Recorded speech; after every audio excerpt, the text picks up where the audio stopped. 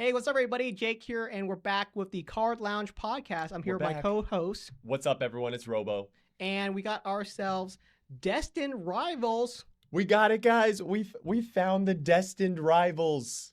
And we literally picked this up just like an hour or two ago from our local card shop. Yep. Shout out to them for having it a little bit early for us. Really appreciate it. We're not special, though. Anyone could have gone in and picked it up today. Correct. They didn't just give us like an exclusive deal because of a car lounge or something like that. But we got some, and we're going to rip it open. And I say we do a Card Lounge pack battle between you and Card Lounge pack battle. All right. Hopefully, you guys should be getting some Destined Rivals in your hands sometime this week. So, depending on if you guys have LGSs where you can go buy some cards right now, it does release officially this Friday. But usually, if you have a shop that does pre-release events or like play events for Pokemon, you can get Pokemon. You can buy the packs literally the week of the release, which is technically that Monday. Yeah, this was an interesting set because ultimately we actually got multiple notifications from different card stores within like the same day that we could go pick up our order. Come pick up your pre-orders. Which is great that it's available a couple of days in advance, which is not that special, but it's kind of interesting that like there's quite a few of these out there. It's not as rare as people are saying it is. Right. I do get what you mean by that. I feel like for previous sets, even like the Wednesday or Thursday before the Friday, sometimes I still wouldn't see stuff in the wild or have stuff in hand yet. So I'm assuming it's also going to be this upcoming Friday when big box retailers like Walmart and Target are going to have packs in their store. But who knows? There's always those ones where people find them super early. I dig the pack art. The pack art's fantastic. Man, the pack art does look good. Also, you know what I noticed? Look how plain the front of the box is. As it should be. It's just, also you see what's missing here? Oh, the extra card? They stopped the box topper thing. Why did they do that for Journey Together? It was so random. They introduce a thing. Why did we do a box topper for Journey Together and nothing else? They just wanted to do a box topper for Journey, and then they're like, oh, we're just not going to do it Was this like anymore. a test run to see how people react to it? I don't know, but that's why I'm glad we got those. Ethan's Ho-Oh looks fantastic. The Giovanni and Mewtwo, do you know the price on this SIR right now? How much? $650 is what the on top the English SIR for the set, which is the Giovanni's Mewtwo, is going for. Dude, I agree with you. These pack arts look really good. They did a great job on the pack art. I love the team. I wish there was one with Jesse and James' face on it. We talked about that. My Chase, Cynthia's Garchomp, currently going for right around $350 in pre-release prices. These look good, though. I'm going to trust this Cynthia's Garchomp pack. This one feels light. I can't take it. I'm going to trust these 3 random packs that I just took out. And guys, my destined rival is Jake. We are about to journey together. We're about to journey together through our destined rivalry. Our destined rivalry. Okay, Cynthia's Garchomp pack. All right, let's. You open up the first pack, and I'll call out the cards as we see it. Okay, for the audio listeners out there. For the audio listeners, guys, we're opening up some destined rivals. Shout out to the Spotify listeners. There are dozens of you. And thank you for everyone that's been watching on YouTube and just everywhere. We appreciate it. All right, we got ourselves Basic Energy, Fire Energy. Guess the energy. All right, here we go. Mankey. Team Rockets. Marie. I was about to say Team Rockets Mankey. I'm like, whoa. Rattata. Pinsir. Sacred Ash. Give me Cynthia's Garchomp. Hypno. Yanma Holographic Reverse. Taurus Holographic Reverse. Into a Zorora Holo Rare. I did not pick the right pack. You should have weighed your packs in advance. I CT scanned these. CT scanned these? The best hits possible. The best X-ray vision. The best way to guarantee your hits, guys. Spend $800 for a 30-second scan. We got ourselves Arrokuda. You got Mastiff, Dolive, Gabite, Team Rocket's Nidoqueen, Team Rocket's Ampharos. Oh, it just says Team Rocket. Yep. So even with the Giovanni pictures, it's not Giovanni's Nidoqueen. They're all Team Rocket. They're all Team Rocket. I don't know if I like that. I'll be honest, I'm still calling it Giovanni's Nidoqueen. Yeah. But yes, I know in the back of my head it's Team Rocket's Nidoqueen. Right. Okay, so every dark Pokemon, guys, or Team Rocket Pokemon is just Team Rocket's blank. Yeah. But then they have the icons for the actual members. Well, I mean, technically we're both right. It's still Giovanni's Nidoqueen. I mean, it's his face in the corner. It's clear. He's also a part of Team Rocket. It's like a rectangle is also a square. But then it's like what we said last pod. If they were gonna do that, why couldn't they just put Jesse's face on the Arbok? They could have. And James's that would face have been on like the the easiest thing to do. I know. It would have been so nice. Dwebble. Holographic You got reverse. Electrike. You got an EX. Ooh, oh wait, that says something different. Arvin's Mabosstiff. Oh, because that's from Heatwave Arena. Arvin's another trainer, name trainer. So, all right. I'm technically winning on this pack battle. Giovanni's a train. I can't believe they would put Arvin and like Misty Psyduck and Cynthia's Garchomp, and they're not going to give Giovanni the same respect and put Giovanni's Mewtwo. I will say mechanically it has to be done that way. For some of the supporter cards or item cards, they say, hey, if this is a Team Rocket card. That's why. Yeah. You're right. It's all TCG based. It's just for the TCG. Basic energy. Right, here we go. Mareep. Rattata. Hopefully everyone can see these cards on camera. Blipbug. Mudsdale. Give me an art rare. Orbeetle. An art rare. Proton. Rapidash holographic reverse. Cynthia's Power Weight holographic reverse into a Titan EX. So we're tied. We're tied. All right, we're tied. Is someone gonna pull an illustration rare? Man, our hits. Okay, no, I pulled one illustration rare. I was about to say our luck on Car Lounge has been pretty bad in terms of the pull rates. Yo, this is wild. For a game crushing press, you may discard a stadium in play. If you do, this attack does 140 more damage. But it's not your opponent. It can just be any stadium. You could drop a stadium and then just crush it. I will say that requires 4 energy to do that move. So it's even 4 energy, 240 damage is not that good. Well, I'll say that. I don't know. I don't know if there's any energy ramping that can. All right, Nose Pass, Raticate, Arrokuda, Granite Cave, Cynthia's Milotic. That card looks great. This is gorgeous. All the Milotic cards look great. That's Marnie's Liepard, Cornerstone Mask, Ogerpon. This Ogerpon looks great. You got an Ethan's Adventure reverse and a Crustle, dude. We need to give the Card Lounge a show. All right, I'm gonna throw. Do I trust myself? All right, here's what we do. Another dead pack, or is there another pack in here that has a secret rare? Rob, pull out the emergency way pack.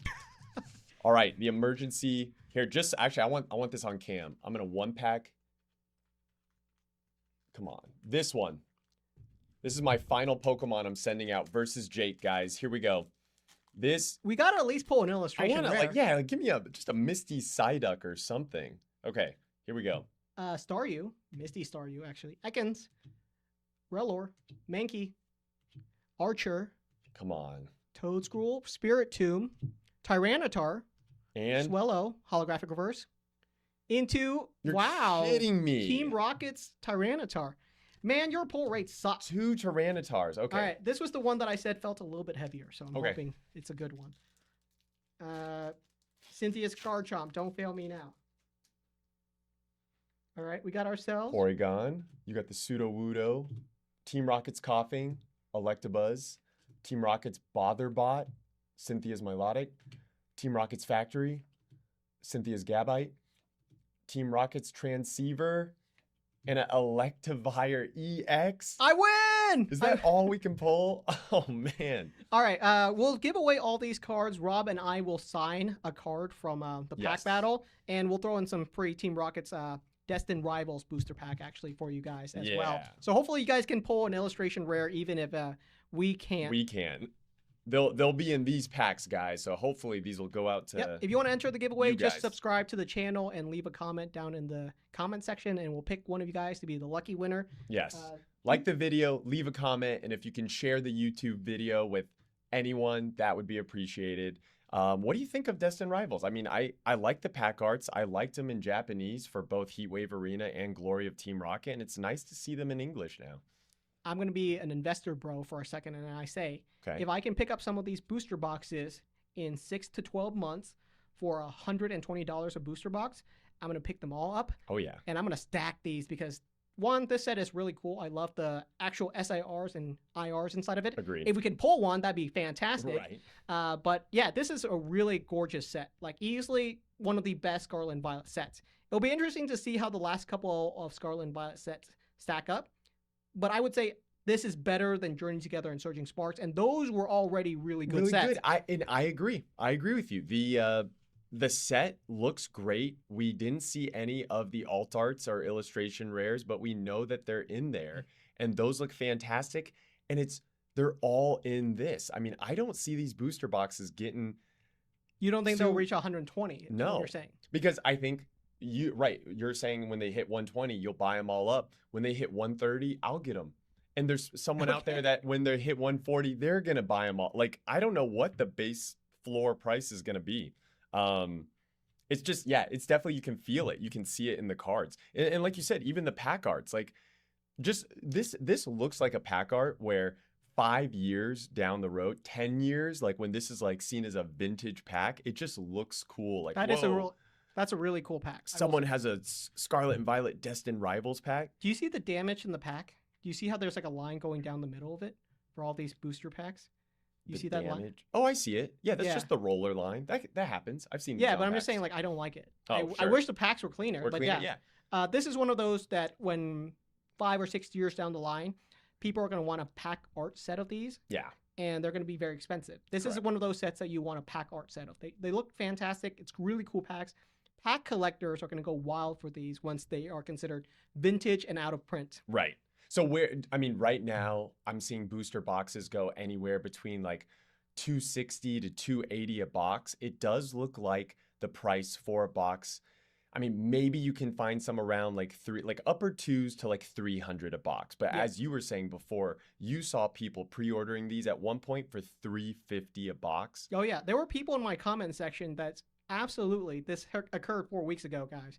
There were people in my comment section that said, "Hey Jake, I pre-ordered 3 booster boxes at $350. Wow. I just want to lock in my order and get 3 booster boxes," and that's their decision. Right. And they were cool with that. They're cool with that. And they got it locked in. And now could they probably go somewhere and pick up a box for cheaper? Sure, but they were paying for that extra guarantee that product would be awaiting for them. Come arrival time. That's part of pre-ordering, is that you're basically locking in your product price, and you're guaranteeing yourself the price, regardless whether it goes up or down. Up or down, yeah. If it went for $500 a booster box right now, because let's say Destined Rivals was super short printed, that guy would look like a genius. Right. He'd be like, "Oh my gosh, I'm just getting mine at $350," and then he'd be super happy. Yeah. But that's the risk and reward. I don't think that guy was an idiot or anything like that. He's just locking in his price at a target price point that he was okay with. Yeah. All right, so the top chases for this set right now, and we already knew this, is going to be the Giovanni's Mewtwo and the Cynthia's Garchomp. Right. The most expensive card in the set right now is the Giovanni's Mewtwo. That doesn't surprise me. It's not my favorite art of the set, but it doesn't surprise me that it's the top chase card of the set. Right. Current pre-release sale prices for these cards have the Giovanni's Mewtwo at $650 and the Cynthia's Garchomp at $450. And that's pre-release prices. $200 more? That's wild. Yeah, that doesn't surprise me for the top chase card. It's like the Umbreon EX from Prismatic Evolution being $1,500, and the very next most expensive card is like $400 or $500. So, okay, that's You see what I mean? Yeah, but then the top, okay, and I guess that is a bigger delta, but it just seems like I would have thought Giovanni's Mewtwo being the top hit from Glory of Team Rocket, the Japanese set, and then also Cynthia's Garchomp being the top chase out of Heat Wave Arena, that they would be more aligned. Yeah, but I guess they're both in the box. And I actually would predict that the prices of both of those, well, obviously they'll come down because they're super inflated right now, but they'll get closer together wherever they end up landing. So that's the interesting thing, is that the prices on these cards are not set in stone. There's a certain point in time when maybe like the Cynthia's Garchomp usurps the Mewtwo and becomes the most expensive card in the set. Yeah. We've seen that happen with a bunch of different sets, like in Paldea Evolve. Right. The most expensive card at release was a Trainer SIR. Yeah, I think it was like the Dendra SIR. No, the Iono. Or Iono. Was that Paldea? Yeah. Paldea Evolve had a Mukbang Iono card. Right. And it was the most expensive card at release. And the only reason I remember that is because Paldea Evolve released the same weekend as the first card party. And Pat, Deep Pocket Monster, gave everyone in the audience a free Paldea Evolve booster pack to open up live. And we all ripped open our Paldea Evolve booster pack. And he went on stage and said, "Hey, does anyone have the Iono? Because that's the most expensive card in the set." He didn't call out and said, "Does anyone have the Magic card?" Yeah, okay, I do vaguely remember that too. And right now, like, the Magikarp is by far the most expensive. It's not even close. They're worlds apart. You know what's so funny? I'm pretty sure when he did that, I think that's how I got a Magikarp. You did not at pull. Card Party. You pulled a magic card I- from your Paldea Evolve pack at Card I Party. don't remember if it was like for that event where he was like on stage Yeah. talking about it, but I do remember what you're talking about, and I do remember having some sort of feeling of like just getting an art rare and not being like, oh, I didn't get the Ayano. Yeah. And at the time, right, Yeah. Ayano was the chase. I'll so- say because that weekend Paldea Evolve release, there was a Right. lot of people opening up Paldea Evolves all weekend long. Yeah, for and that specific right. event. I can't. Yeah, it's so long ago now. But- Maybe I just got it from like a random. I'm sure I opened up tons of packs that weekend. So I do see a world where potentially, you can't make these calls right now, but I could see a world where the Cynthia's card chomp in 6 to 12 months, if the market considers it as a cooler and better card, it could end up being the more expensive card in set. Right. Because we're just basically saying there's been time in the past where it takes time for the market or for the community or collectors everywhere to see which card is the most appreciable in the set. Yeah, Um, and just which one is rarer, because there could be a discrepancy in. I mean, obviously, demand is something that'll just be determined by everyone that's collecting. But if it's easier to pull the Cynthia's Garchomp than the Mewtwo, I think that will give a pretty safe safety net for the Mewtwo to be the more expensive card. Yeah. If people are pulling Mewtwo as frequently from these boxes as remember how easy it was to pull the Charizard from Obsidian Flames? Like Yeah. almost so much so that like every booster box of Obsidian Flames you opened, you either pulled like the full art Charizard EX or the alt art. It was like not that hard to hit.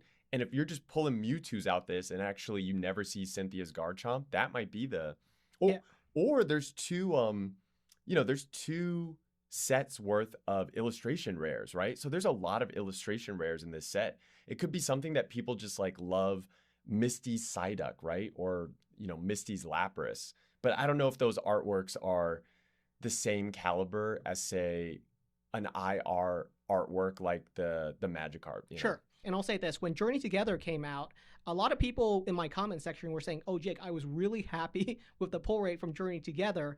I got a lot of good cards from it. But Journey Together did not have a better pull rate than any other set. It has the exact same pull rate as Stellar Crown, Surging Sparks, and yeah. Destined Rivals.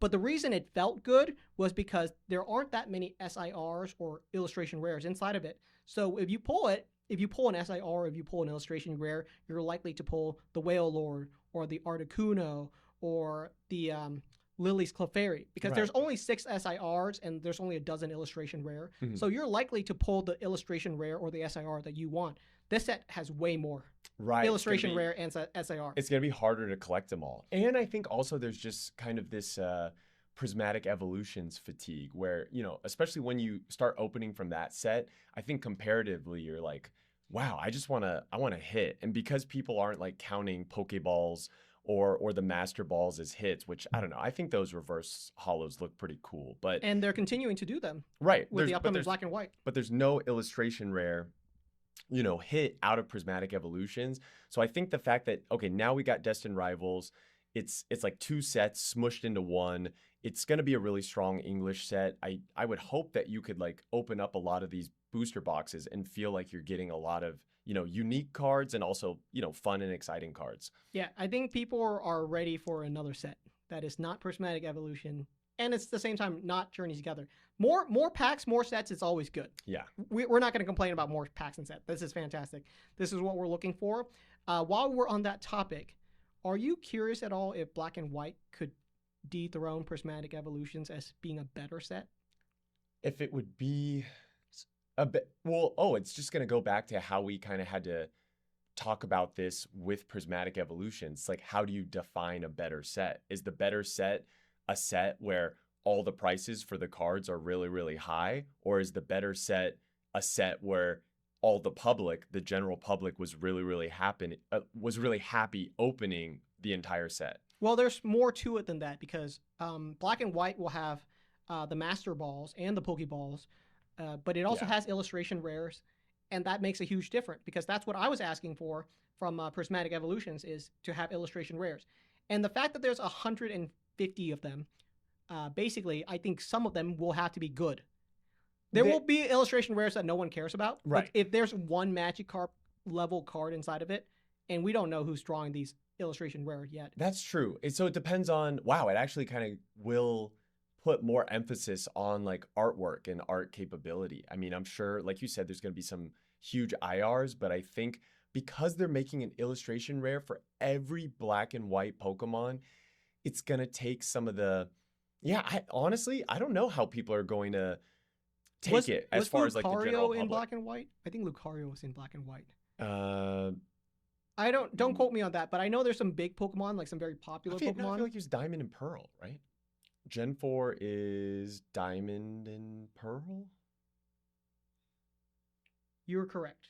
Okay. Ah, darn it. I thought Lucario was going to be in this set. I was hoping to have a Lucario SIR or the illustration. Yeah, yeah. There yeah, are still good Pokemon inside of black and white. I'm just waiting to see which ones would be the ones to get there the are best some looking one. there are some good ones. I think my prediction of just like this is gonna kind of hurt IRs in general though is going to happen a little bit. And I just don't know if that makes everyone happy or unhappy in the sense that, okay, now there's more Pokemon cards. I mean, the extreme kind of version of this scenario would be if you just flood the market with illustration rares, soon no one even cares about a regular Pokemon card. And I guess for like, you know, if you're master setting, you're going to want those. But as far as like from a collectible standpoint, the commons, the uncommons, and the regular holos are already kind of so disregarded as like, oh, not getting a hit, that if you just put an illustration rare in every pack,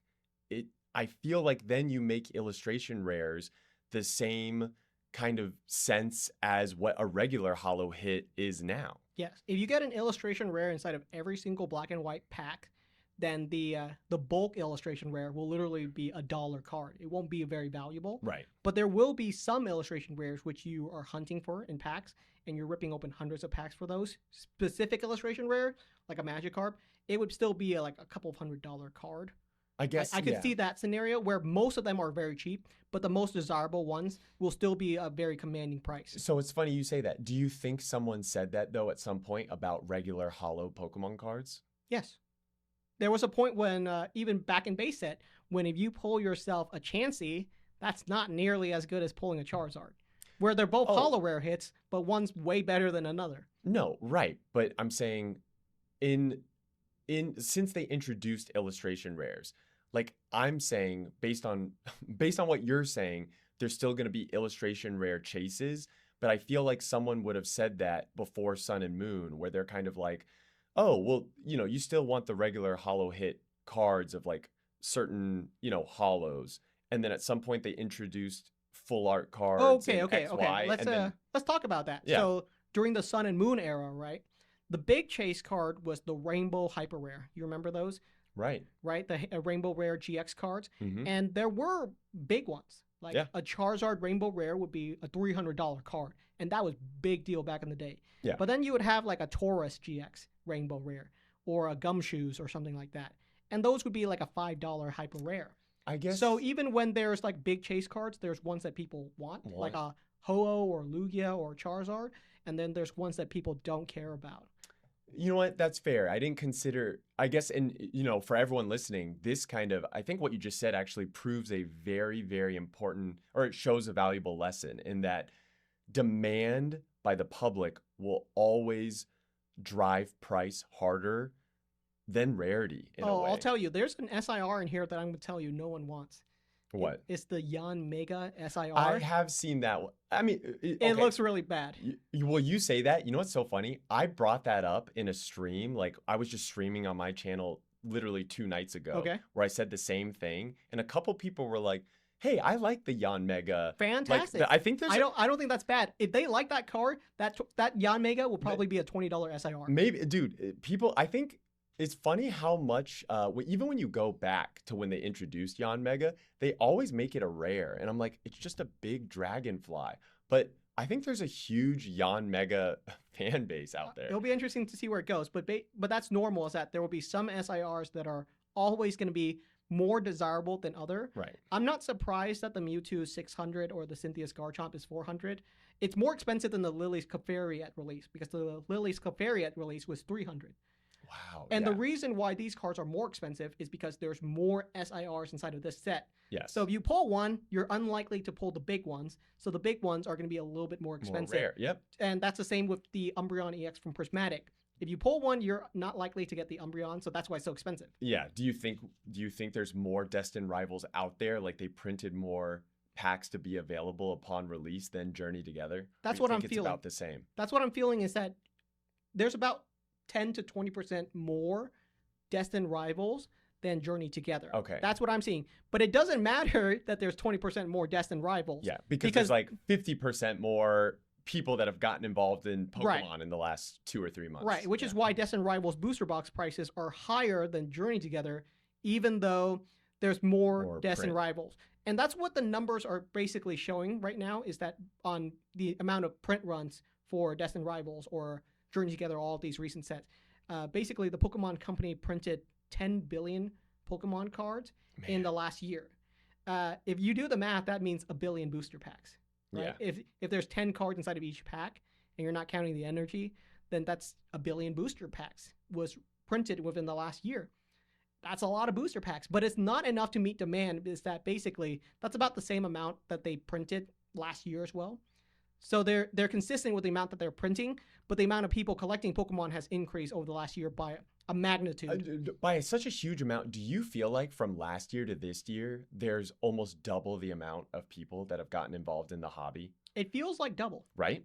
I would say at least double. It's hard to count. Which is kind of insane because there was a lot of collectors before, but I think obviously when Scarlet Violet base dropped, there was a pullback, and you just kind of were like, okay, like people weren't really into Scarlet Violet base, first set, second set, third set. Pokemon definitely wasn't this like hype cool thing that you have like all the popular streamers also getting into as well, and making videos and content about.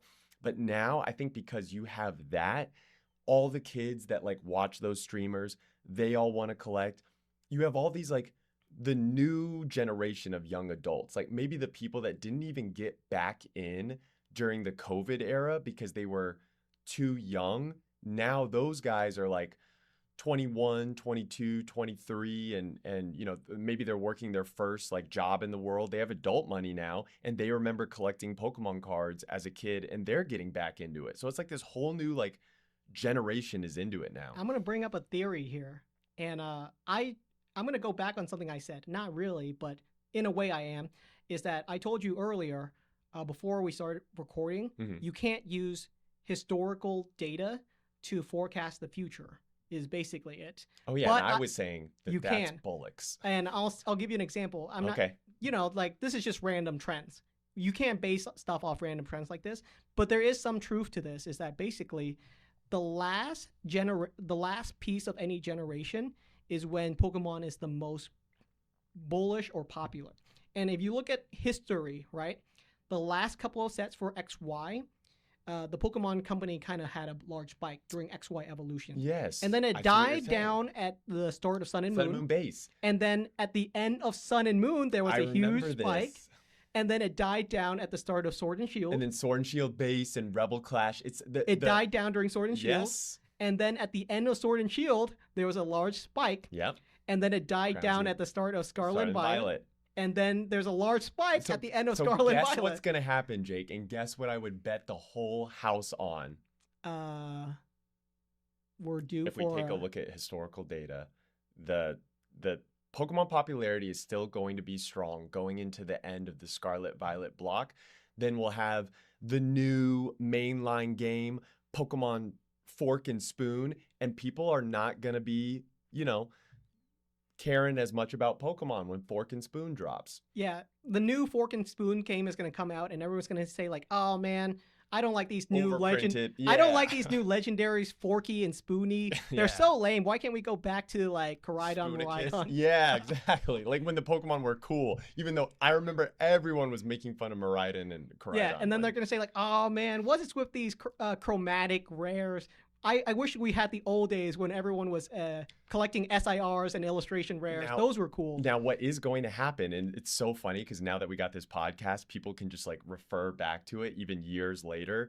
The first 2 or 3 sets of, whatever it's going to be, Pokemon Fork and Spoon, are going to be where a lot of people exit the hobby because they just also find a lot of people that are in this hobby right now are collecting and enjoying it, but they're not in Pokemon for the long haul. You know what I mean? And there's always going to be that like subset group of people that add their economic value to the hobby, but then they're just going to leave because it was just a hobby to them, and then they're going to find a Yeah. different hobby 9 months later, Yeah. a year and a half later. That's Yeah. typically how long That's whether it's boxing, pickleball, they want to try mountain biking now, whatever, and they'll put money into that hobby instead of Pokemon. Yeah.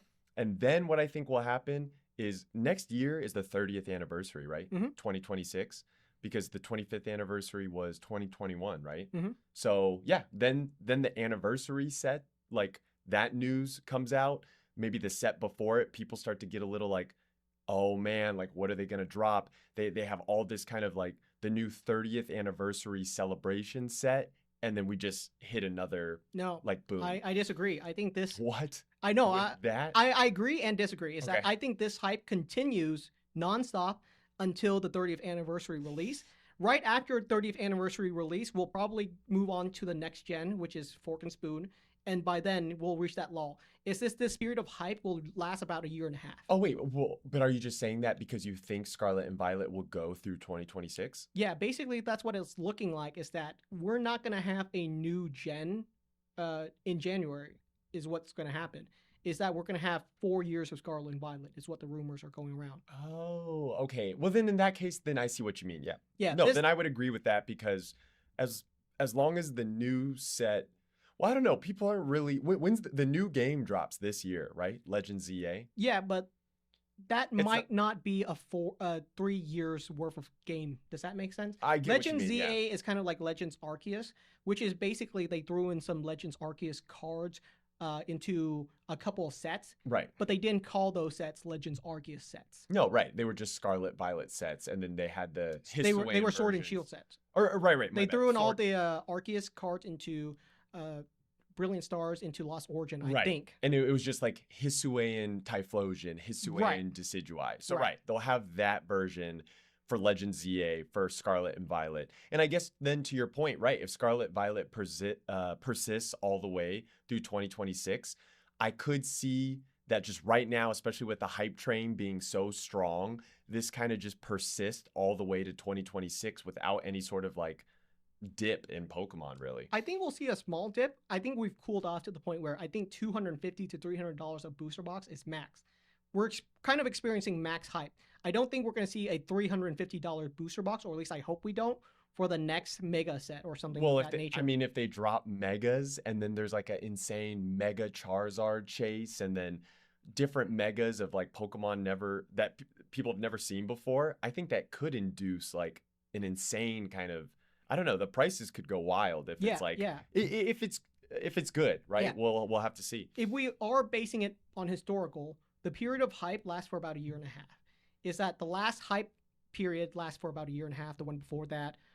So I can see it again, is that this trend is not going to die down immediately. It takes time. But yes, I think by the point of the 30th anniversary, the Pokemon company will catch up to demand.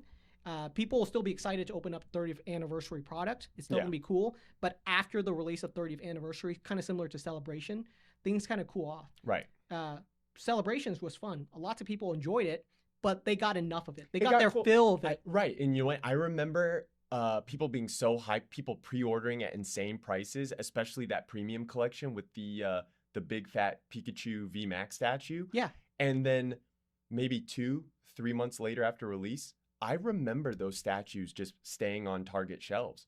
No one wanted to buy it, but people were pre-ordering that box for like $200, $250, $300. Like people were mad at some. I can't even remember the site, but there was like a Canadian site that was selling them for like pre-ordering them for like really high price. And then it was later you were like, "Oh, I could just pick these up in store for $50 or $60." Yeah, I remember when Celebrations went on sale. Like it actually went on sale below retail price. Not in my area. Okay. I never saw, but also my area is just like so populated, and California like never gets enough cards to meet the demand. So some of the Celebrations products, the one where it had 25 Pikachus inside of it, you know what I'm probably talking about? That one Union? stayed around for a while. You saw those on sale? Those were on sale on TCG Player. Anyone could have picked those up. And I remember making those call outs when they were below retail price. Is basically they didn't have enough packs to make it worth it. Oh, right. So that's why they went on sale. Right. They were expensive, and it was like, oh, you were getting like taxed for the play mat and like the jumbo cards inside. Yeah. But now you wish, I mean, now someone wishes they would have picked those up because now those are great to have. I think there was a jumbo Marnie and Morpeko collection Same box one, yeah. that had a similar issue where it had a Marnie playmat and not enough packs. Right, it was and like those went on sale as well. Okay, I could see it. Yeah, because I mean, yeah, $50, and I think it was like, yeah, if you get 4 regular packs and 4 celebrations, and you're like, oh, $50, when there's like other things where you can get 3 and 3 for, you know, 25 or 30 bucks. So I think, and this is the Card Lounge shout out, at least from me, at least. I don't know if Rob will do the same, but I think we continue the hype until 30th anniversary, which is mid next year. Yep. And then by the end of next year, hype will have cooled down because there will be enough products on store shelves. That's a long shout out, though. That's literally a year and a half from now. So I know. We'll have done how many more? We'll have done over 50 more episodes of the Card Lounge by then. Wow. But that's a long way. I don't know. People can wait for a year and a half of low supply. I think that's accurate. And it is interesting because I'm wondering if there will be game fatigue, because people forget that, you know, the way that Pokemon creates the TCG is off of the timeline of the games and what's happening in the games. Like the video game actually drives a lot of what is being made, like as far as sets into cards, right? So, you know, if Pokemon Legends ZA was like, I don't know, a flop, or people stopped playing it after a month or two and it was just completely horrible, then I could see a quicker die down even with the cards. But with the reintroduction of megas, and, you know, it seems like people are very, very excited for the game. Like, I know I'll be playing it. We'll probably stream it. Like, we'll probably have sessions where we can maybe even stream it together. You guys let us know in the comments if you'd be interested in, you know, watching us like maybe play through it or something. Like, that would be pretty fun. That would be a fun live stream. Yeah. I still remember this comment ingrained into my memory. It was during the release of Sword and Shield, okay? Years and years ago. But I remember there was a comment that said, hey man, Sword and Shield just released. The sales were really, really bad. Do you think this can impact the TCG? And I remember I was thinking in my head, what? The sales for Sword and Shield wasn't that bad. It didn't do amazing, but it didn't do that great either. And the same kind of comment occurred around Scarlet and Violet. And there were comments saying, hey man, Scarlet and Violet were kind of bad games. Do you think that will impact the TCG? And I said, no, I don't think it will.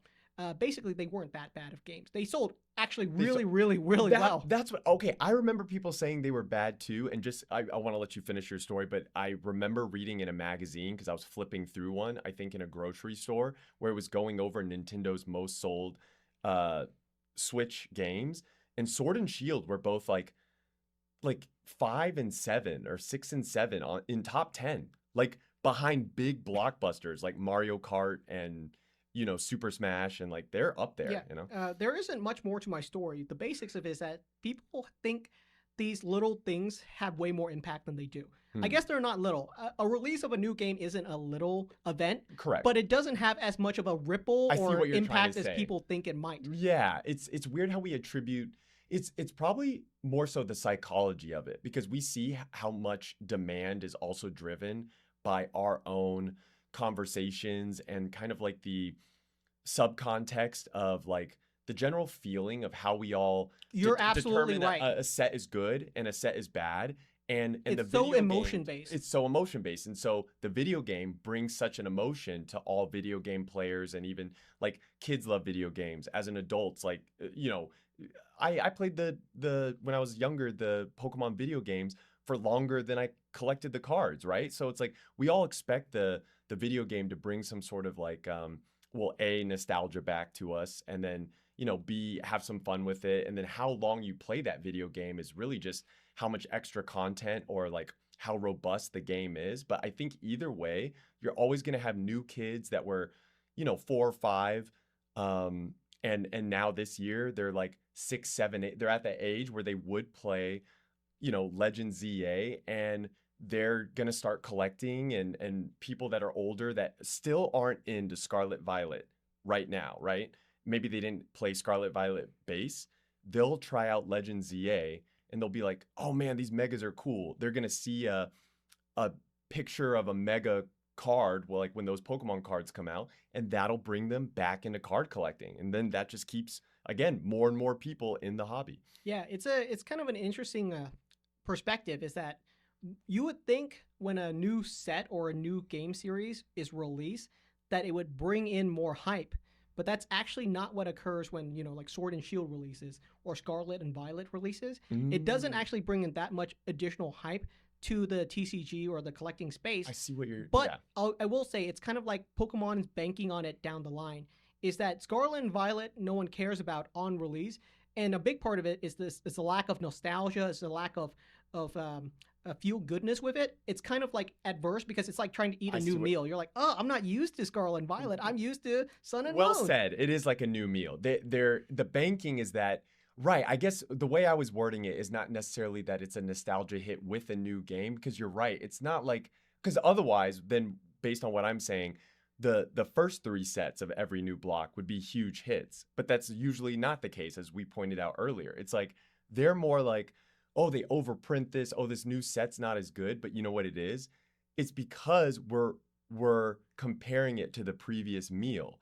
Sword and Shield was a new meal. And then we all got used to it by the end of the sets, and it's so good that then you try Scarlet and Violet, and like you're so used to having the best steak, and now it's had years to marinate, and then you're back to like a bowl of Cheerios.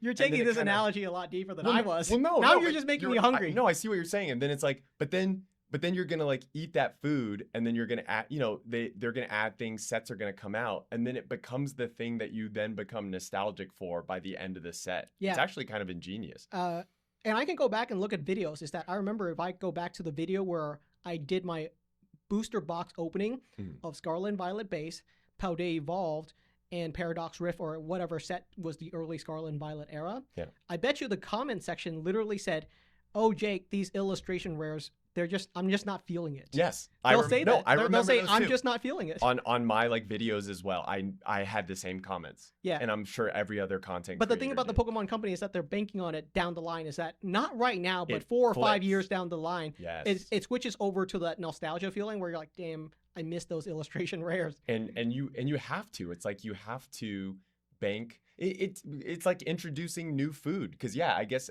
essentially if they kept the same thing over and over again, it would be like we would be eating the same meal, and then you'd eventually get like fatigue from that. But they're like slowly introducing you new meals. We go, it's a new meal, it's like yucky. But then once you eat it enough, you get used to it, and then you're like, oh, sushi's the best thing ever. Yeah. This is like, I'll say for instance, I don't really like Sogalo and Lunala when they came out. Right. I think they were kind of lame.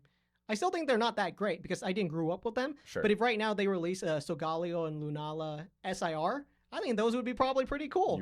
You've seen them from the pocket, what they can do with some of these art. I'd be like, oh man, if they did this, I would collect those cards.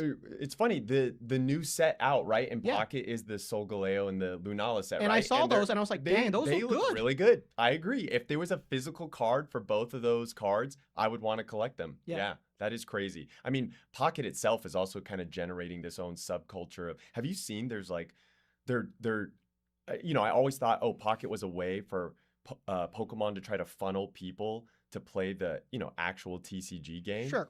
But now there's like this whole, again, it's all about subgenres. Like, it's like now Pocket has its own tournaments. Right. It's got its own like core following of people that they don't want to play the real Pokemon TCG game. But like, well, see, it's not even fair to say real anymore, because like Pokemon Pocket is like its own real game and has people that play tournaments just for Pocket, which is crazy to me. And that was something, I think that this is genius from the Pokemon Company side, is that they knew that they wanted to capture that audience, is that there are people that are playing the Pokemon TCG in person, but what's popular right now is mobile games. And they wanted to capture that audience. And so this was a way for them to capture the mobile game space. Yeah. And I'm sure they tried to do it with the actual Pokemon TCG. And they said, hey, let's just take the Pokemon TCG and make it into mobile. But I could see why that wouldn't work. It's too slow, too mechanically driven. For a mobile game to work, They need to be faster, something that you can sit and play within 5 minutes. Right. The And game ends in 5 minutes, right? Oh, right, because a real Pokemon game might last 20, 25 minutes Right. against two competitive players. Right. So they probably made this decision 2 years ago is that, hey, we know the Man. mobile market is a thing that we want to capture. The Pokemon TCG in its current mechanic cannot It's work too on slow, mobile. right? We need to make a new version of it that will work for mobile. That's And that's what they quicker did. and- now and- they have yeah. a new audience that it's like into a new ocean or a new island. Right. Like this continent did not exist for them. Before, right? And that from that new continent, they found new people on that continent that now probably weren't going to convert to collecting Pokemon cards because Pokemon cards was so driven, at least from a player perspective, as like oh, well, then you got to play the Pokemon game, right? Otherwise, you'd be collecting the cards anyway.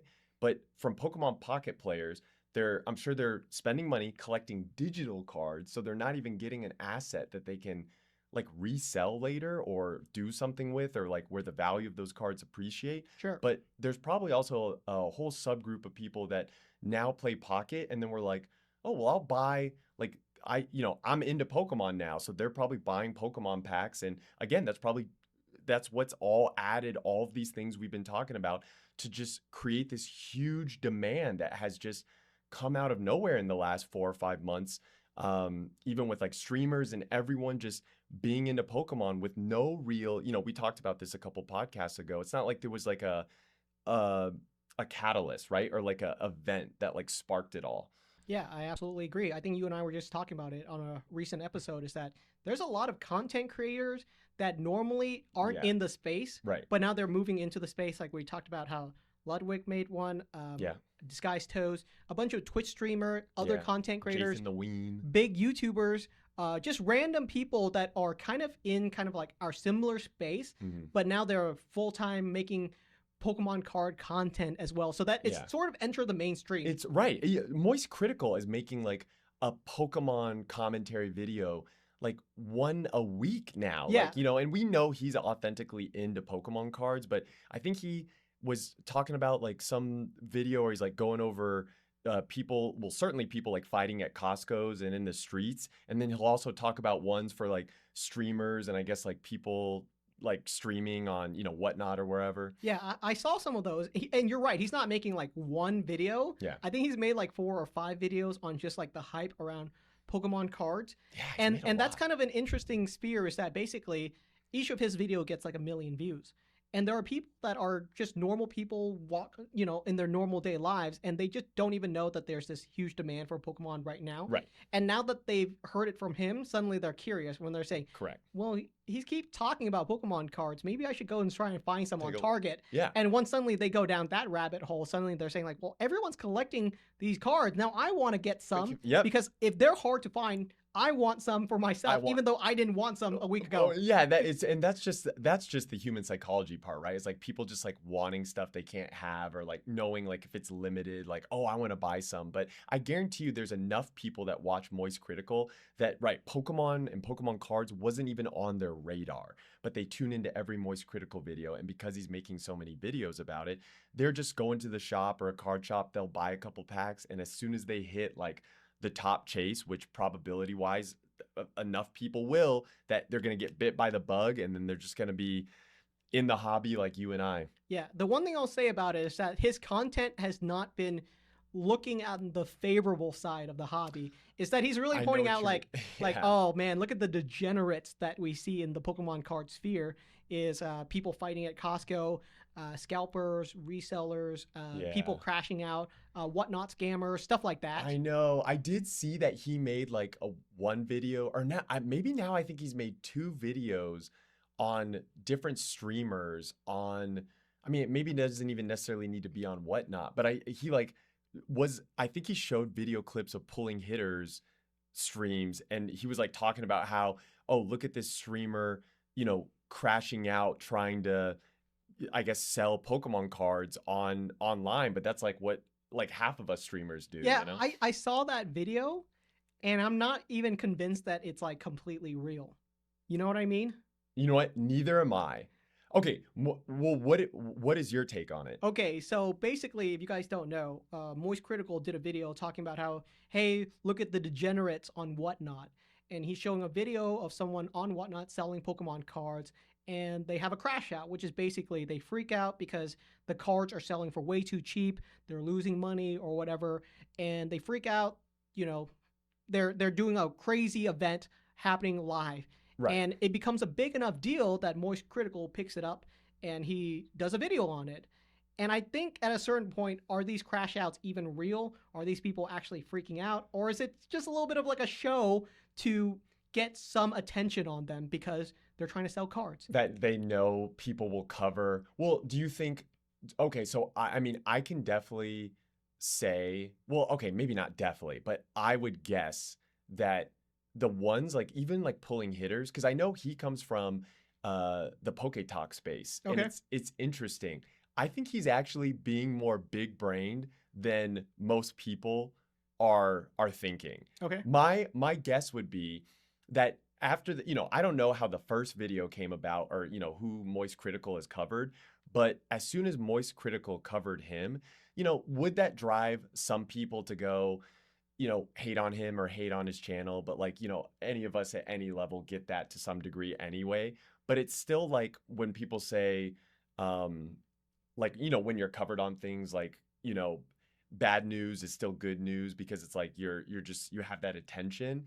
And despite the negative attention on him, I'm wondering if he's embellishing it, or kind of like playing into it a little, because by playing into it a little, Moist Critical continues to cover him. And when Moist Critical covers him, that literally is like a million people that did not know his channel existed, or that Pokemon cards, or that you could buy Pokemon cards from him or anyone existed. But now they are aware of that. That's not only good for his business, but like anyone's business. So it's like he's really helping drive a lot of attention to our space, which is like kind of ingenious in a way. Yeah, I actually had that exact same thought during my last Whatnot live stream. Yeah. Is I was selling some cards and they went for a little bit cheaper prices, and I was going like, "What? This card is going for so cheap!" And I remember I had that light bulb moment, and this had nothing to do with Moist Critical at all. Okay. But I had that light bulb moment, which was, "Oh, do you guys think we should do a fake crash out where I just freak out on the price of these Fake cards? crash out. I smack my hand on the table. I throw cards in the air. Because if you Everyone did that would go yes. viral. Like You would. I was telling my chat you that should do that. like there was 100 people in the live stream. I told them all like, oh, every one of you, when we do this crash out, record the live stream, post it on Oh my Reddit, God, you're gonna fake a crash out? and tell everyone Twice Baked Jay crashes out selling on Whatnot. It would absolutely drive some people crazy. It would be fun. It would be fun. Actually, if you wanted We didn't to pull- actually go, we didn't go through with it. We didn't commit to the You bit. should have. But it was hilarious that we had that light bulb moment. And if I had that light bulb moment inside of my little live stream, how many other people had that same light bulb with moment? bigger, yes, yeah, because we're by no means certainly the biggest streamers when we stream, and I know I do it more frequently than you, but still, even when you do it, people are going there to see you or buy cards from you. Like people buy cards from me. It's kind of like if you could almost set up, obviously I don't think he's like in on it with Moist Critical, but if you can kind of create these very funny or viral moments, and it generates this kind of, it's almost like rage bait in a way. It's like watching rage bait, which unfortunately right now in our kind of social media sphere just gets a lot of viewership. You know what this kind of reminds me of? It reminds me of 8 years ago when we had the fake prank era on YouTube. Yes, where everyone was doing thinking fake the same pranks. thing. Everyone started doing pranks, and pranks got good views. And then it was harder to get a honest, genuine reaction of a way of something so extreme, or someone maybe flipping out on you in a way that if you caught it on cam would be super dramatic, super like just entertaining to watch from a perspective that you'd be like, oh, I didn't think two people randomly in public would act this way. And then to keep getting that response, YouTube personalities would have to start faking their pranks because they couldn't just guarantee that response every time. So it's like, now do we just create these kind of like fake crash outs online because people know that like, people are recording and watching, and if you can kind of do that but still be under the guise of like, oh, this was all just for entertainment, it just gets more eyeballs to you, which are potential customers to buy Pokemon cards, And that's the interesting thing is that Moist Critical did his video. He's talking about Whatnot and how there are scammers on it. But did his video get 1 million views? And did that actually help Whatnot in the end of the day? Or did it bring more people to their platform? Are there people that are going on to Whatnot now just because they're so curious about these crash outs or these scams, and then they get onto it? They want to see crash outs. They get onto Whatnot and they win like a giveaway, or they see other stuff they want to buy, and then it just brings more business to Whatnot. Yeah. This may be something that like is, it's like for Moist Critical, he's just thinking of it from a perspective of like, he just wants to talk about it. I don't think he's he's just talking about whatever he wants to talk about. What he wants to talk about. So I don't know. Moist Critical, you let us know if you think you're driving more business to the Pokemon hobby. It is cool to watch like his videos calling out like certain things, and it is kind of crazy to see if we start to kind of see this this genre of like these insane crash outs, because they get so many views, like especially if someone talks about them. So here's another Card Lounge call out, is I absolutely think you're right, is this is just the beginning. We start seeing it more. Is that because of this viralness of it, is that for the next 3 months we're going to see a lot more of these Whatnot or any live stream really where things just go more zany. Is that you're just opening up packs, and maybe like I'll sneak up behind you with a sack and kidnap you, and people are like, what? Did we just watch a kidnapping happen live on stream? And I think this is what we're gonna happen, is that the prank era starts taking over. It's all acting, it's all fake, it's all visage, guy. Nothing is real anymore on the internet. I'm with you on that prediction, because I think we're only scratching the surface. Yeah, this is just the beginning of this whole entire crash out era. Does that mean we need to get on that, or does that seem like we're too? Are we selling out if we engage in that, or is that the smart meta play to do that? In 2 episodes, someone's gonna walk in here with a ski mask and kidnaps us. We just get kidnapped on the next Car Lounge episode. Wouldn't that be something? We'll keep the podcast real, guys. The funny this thing is all is, real. We're real. Well, okay. Regardless of intentionally trying to rage bait for like hate views or anything like that, I think one thing we can say for certain is Moist Critical is definitely bringing a large viewership to Pokemon, where maybe those it's not just him either. It's just like all content creators. It's kind of insane. We're just talking about him because he's just had a lot of recent Pokemon videos. But I do see kind of what you're saying. I guess even minus the kidnapping or the fake like crash out components, a more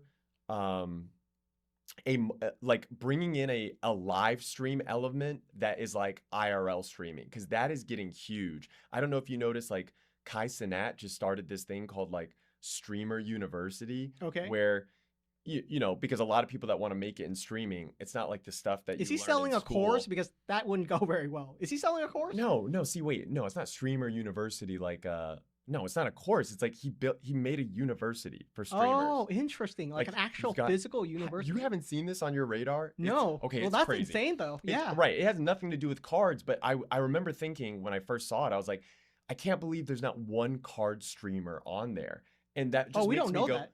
Is there really not a card streamer? I didn't look at the entire roster, but I think it's more for like video game streamers, cooking not cooking, or maybe cooking streamers, like IRL, just streaming in the main sense of like whatever the top 4 categories on like Twitch or YouTube would be, which I know cards is not, even in the top, like 10 or 20 maybe. Yeah, we're tiny. We're tiny small, guppy guys. But see, I think we're getting bigger, and I think one thing that could help us get bigger is, I know there's like some streamers that are starting to make like events, like even this is something we should do, where when I'm streaming on a night, or planning for one on the weekend, if there was one where the video camera could see us, and as we're ripping, if like we achieve certain goals, you and me have to do certain challenges, we can invite certain like guest people in to like rip with us, or open packs, or do challenges with us. It's almost like a game, a show, a night of entertainment that is also like revolving around the cards and opening up Pokemon cards. And in a sense, it's kind of like what Pat has done with Card Party in a way, but instead of making it a in-person event, how best can you kind of make that experience online so that anyone could just go to our YouTube channel, be watching it, and feel like they're a part of it. I think we're still very at the just scratching the surface of that. Yeah. You guys want to see a live stream of the Card Lounge podcast where you guys can just be in the actual table with us and just ask this question and we'll respond live immediately. Right, which I guess is like how we stream now, but even more fully integrated, where it's like we could, it'd be going for 5 or 6 hours, and we'd have like challenges or fun things to do, and you guys would, see us as well. Let us know. We if might that's do something like that. I mean, like it's on the book, but we might do like a charity live stream during the holiday season or something like that. Yeah.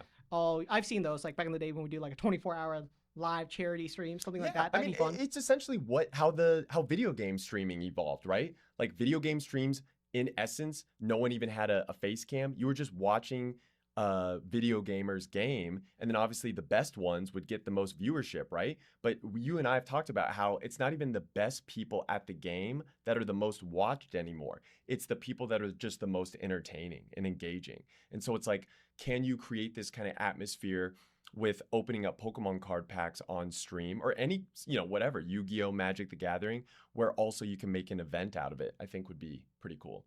We'll definitely think about it. We're going to cook on it. We're going to cook on it and get back to you guys. We'll cook on it. If you guys didn't know, we cooked on this podcast for probably like a year and a half before we officially made it happen. So it takes some time for stuff like that to occur. I see the thought in your head, and I see you got something there. Yeah. And eventually we'll probably extract and execute on it down the line. Right. And hopefully by that point, Pokemon is like available for people to actually pick up. That'd be fun. Yeah. Did you see the upcoming Costco bundle for Prismatic Evolutions? Oh my gosh. I mean, speaking of being like available to everyone, that is going to cause... I made a video on it that I think already is at like 250,000 views, where it's like people even just... I just remember this one funny comment where the guy was like, I'm ready to get shanked because he's just going to go into... It's going to be a battlefield at every Costco. Yeah. So basically for the Costco bundle, it is 2 Prismatic Evolutions Elite Trainer box. Yes. And 2 Prismatic Evolutions booster bundle. Yep. Combined, you get yourself 30 booster packs. And Costco is going to have those listed at $120. And this is not happening soon. It's going to be in the next couple of months or so. Right. But this is very early news. We just got it early. Is that this bundle is going to be happening down the line. And I guess some people are saying, well, what they've announced is this will be online. They haven't exclusively, I think, said if it's online only. I feel like for most of the Costco bundles that come out every year, they always have some for like in store. So they're definitely going to need to manage how they limit for that. I know some Costco's already in the world have developed systems, like even starting with Blooming Waters, where like, you've seen those videos where they were like, okay, you get 2, and they're like passing it to people in lines. But obviously, because of the videos we've seen, there are some Costco's that just put it up and it's a free for all, just first come, first serve. I would be very happy if it's online and limit 1 per person. 2 reasons. That's what they're doing. They're limiting it 1 per person. Right. 2 reasons. Reason number 1, I don't want to go into Costco and fight anyone over these. Right. I don't want to deal with the shoving. I don't even want to deal with the line, the fights. I don't want to end up in a TikTok short where someone punches me in the face over Costco Prismatic Evolutions booster bundle or something like that. Yeah. And I think Costco actually has a great way to deal with bots, is that you have to have a Costco membership to even buy from Costco. So that really helps alleviate a lot of bots when you can't just be an easy member. Well, so I'm curious though. I mean, with the way, people say that they have stuff to like fight botting anyway, and then bots still like find a way to buy from websites. I hope they don't, but the idea behind of it is that if you need a Costco membership, that's a gateway, because a Costco membership isn't even cheap. It's like $100. You got to buy it. And if they limit it to 1 per account, that's pretty easy to track. That's true. So I do think there's a world where I'm going to be able to order 1 of these online. And that's all I really want. Right. Okay. Yeah. It's like if it's, your household has 1 membership, like if everyone can like feel like they're getting 1 just for themselves, and then people can either sit on those or open those. If people want to sell their 1 for more money, I'm sure they can, but it does prevent a lot of globs of groups where I guess it'd be like, right, the scalpers or the people botting that could hoard, a room of 200 or 300 of them. And then when you have enough people do that, they really can kind of like be like, oh, I'm going to ask for triple or quadruple the price and Yeah. essentially manipulate the Yeah. market. Yeah. The worst case scenario is that they release these in store. There is no unit limit or order Yes, limit. that will cause fights Yeah, for sure. yeah. People are going to be rushing in. There's going to be 50 people lined up. Yeah. They're already going to know the day when the products are going to be available in store. 50 people are going to rush in, bumping into each other, shoving each other out of the way. Knives are going to be pulled out, and I'm going to be watching it from home. Oh like gosh, a it short will edit. because people are going to be preparing for this because it's like there's already this like feeling of it's how intense it's going to be. People are probably going to bring like body armor into Costco. Yeah. Yeah. I'm going to bring grenades. Okay, let's not go Yeah. that far. No? But I get that feeling. I don't even want to be a part of that. Like I know. that sounds so draining to me. So chaotic. Yeah. I know. Just to get one, but it's just to get one item, but it's 30 packs of prismatic. The bounty is just so, I see it's you. the One Piece and I see all you the pirates crawling are going. out. You're crawling out from the pile of Yeah. bodies, and you're holding up one prismatic I'll bundle. Yeah. Jake, I got one. I got one of the I bundles. know. It's going to be like Highlander. What did it cost though? Only one can survive at the top, guys. So if you are going to go to Costco, if they release these in piles at a Costco with no limit, guys, please just be safe and be rational. No one needs to, get hurt trying to get some Pokemon cards, all right? All right. Like, that would just be insane. Well, we're going to wrap up the podcast soon, but last question. Do you think the amount of packs of prismatic evolutions that we're getting will calm the market down at all? I mean, with them printing the prismatic evolution bundles, like obviously the SPCs are out. I don't see SPCs everywhere the same way I saw the Charizard UPCs everywhere. It takes a while. I don't expect the SPCs to be everywhere immediately. I don't think the Charizard was available everywhere immediately. I think dude, maybe after a week or two, Target shelves were lined with them. Like, oh, was it? I Yeah. will say I can see a world where a year from now, the SPCs hit Costco or Sam's Club the same way that these bundles are. Because that's what happened with the 151 UPCs. They hit Costco everywhere, and there were just a pallet loads of the 151 UPCs. Right, to just buy those. Okay, I mean, it won't happen immediately, but I could see next summer we see pallets of SPCs at Costco. you know what's different though?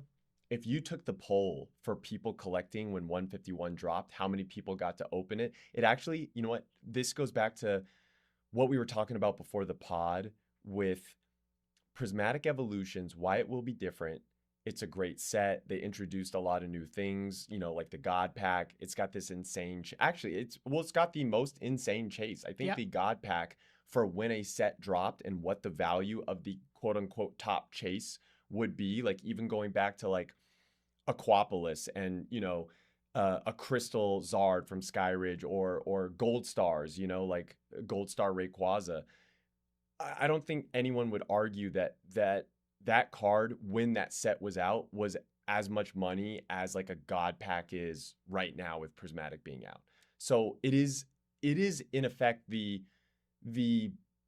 greatest chase Pokemon has ever created. Yeah, I'll say this. in 29 years. I'm with you in that I don't think the amount of bundles that we're going to get at Costco is going to be enough to quell the demand. Yeah, but it's going to take a while. Not everyone got any. That was your poll, right? Like you said you did that poll where the you were most like, common vote is that most people didn't even open. Most people still have not even touched a prismatic pack. You and I, we just know people in the hobby and know a lot of like hardcore collectors that of course know their ways to get cards, but the general like family, and it's weird to say this because we have access to it, but you have to remember it's like more people have not opened up prismatic than have opened up. Sure. And I bet everyone listening to us probably has at least a couple packs. Yeah. So really, when you think about it, it's like they could print like 50 billion Pokemon cards. And even if the percentage of that of prismatic was like 20%, 30%, I still don't think it will be enough to quell the demand of like now, plus the people that want to open up packs a year from now, 2 years from now, 5 years from now. It's just they can't print enough. Okay, I'll say this, is that I did a recent investing tier list, and I did put Prismatic Evolutions as S tier, so that if you can pick it up at retail price or as cheap as possible. We all know, I think Prismatic's going to head in like a similar direction to like Evolving Skies, Right. or what's the Crown Zenith, or any of other these like really popular sets that have gone up in value. Yeah. I think Prismatic Evolutions is on that level. So that makes total sense. I'll say, I'm not saying 100 billion. I think that's a little bit, it's a lot. Maybe it is 100 billion. I can't say for sure. Right. I would say at least they need to go to 15 billion. The fact that they printed 10 billion this year and they printed 10 billion last year, that's not enough. The same amount of Pokemon cards that they printed over the last 2 years is not enough. Yeah. They can't keep it the same amount. It has to at least have increased. You think 15 billion will do anything if 10 billion isn't even enough to meet half the current demand? It's a start, you know? Oh, well, of course. 5 billion Pokemon cards is not nothing. Sure. That's a 50% multiplier on where they're currently at. They would need to print 5 billion Prismatic Evolutions packs is what would That'd be a lot of Umbreon EXs out there. But Correct. maybe that's what it takes. Like 36,000 Umbreon EX. Maybe that's what it takes. Yeah. Look at the population for the Moonbreon. Or the Great Felt Hat Pikachu. Yeah, exactly. we talk about it. People keep saying the population's so high, this dollar card, but now it's crazy. It just keeps going up. They just all keep going up. All right, guys. That's the end of today's Card Lounge podcast. Let us know what your thoughts are. Let us know how many Pokemon cards you think it would take for us to quell demand. I want to know if you guys agree with Rob's number. It might actually be, a 10x multiplier. We don't really know. That's for them to decide. So thank you so much for watching, and we'll see you guys next time. Yeah, thanks for lounging with us.